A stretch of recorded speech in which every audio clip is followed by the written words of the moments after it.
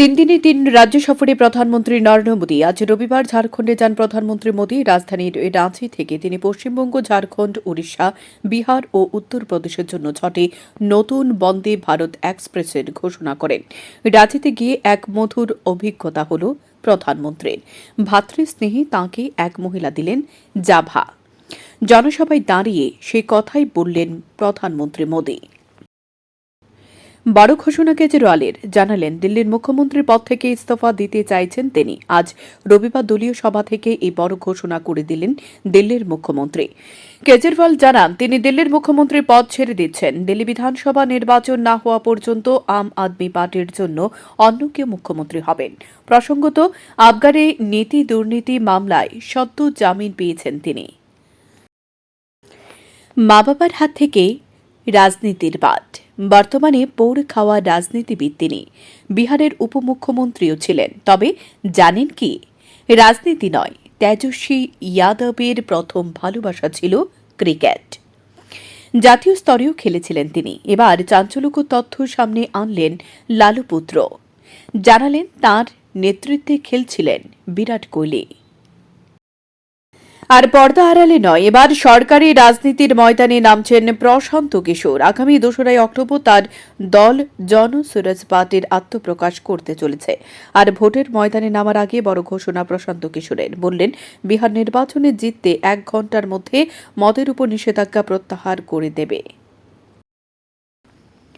বিজেপির অন্যতম মুখ তিনি, কেন্দ্রীয় মন্ত্রীও বটে। তবে তার থেকেও বেশি পরিচিত তাঁর সুব্যবহারের জন্য। শাসক থেকে বিরোধী সকলেই প্রশংসা করেন নীতিন গডকরির নম্র আচরণের।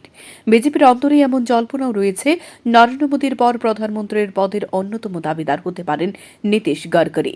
তিনি এবার চাঞ্চল্যকর তথ্য সামনে আনলেন। জানালেন তিনিও পেয়েছিলেন প্রধানমন্ত্রী হওয়ার প্রস্তাব, কিন্তু তা সবিনয়ে খারিজ করে দিয়েছিলেন। জম্মু ও কাশ্মীরে সন্ত্রাসবাদ শেষ হওয়ার পথে। শনিবার জম্মু ডোডা জেলায় নির্বাচনী প্রচারে সে কথা বললেন প্রধানমন্ত্রী নরেন্দ্র মোদী। 10 বছর পর জম্মু ও কাশ্মীরে বিধানসভা নির্বাচন হচ্ছে, আর সে নির্বাচনের প্রচারে এসে শনিবার জম্মুর ডোডা জেলায় সভা করেন নরেন্দ্র মোদী। নির্বাচনী প্রচারে কংগ্রেস ও ন্যাশনাল কনফারেন্সকে আক্রমণ করেন তিনি। কৃষিজ ফসল রপ্তানিতে বড় সিদ্ধান্ত নিয়েছে কেন্দ্রীয় সরকারের, ফলে কৃষকরা লাভবান হবেন বলে মন্তব্য করলেন প্রধানমন্ত্রী নরেন্দ্র মোদী। বাসমতি চাল ও পেঁয়াজ রপ্তানির নীতি সহজ করা হয়েছে। নতুন তুলে নেওয়া হয়েছে ন্যূনতম রপ্তানি মূল্য। একই সঙ্গে ভোজ্য তেল আমদানির উপর শুল্ক বাড়ানো হয়েছে। এর ফলে দেশের মানুষের অন্নের সংস্থান করেন যারা, তাদের মুখে আরও হাসি ফুটবে বলে মনে করছে কেন্দ্র। প্রধানমন্ত্রী বলেন, এই সিদ্ধান্তের ফলে কৃষকদের আয় বাড়বে এবং গ্রামীণ এলাকায় আরও কর্মসংস্থান হবে।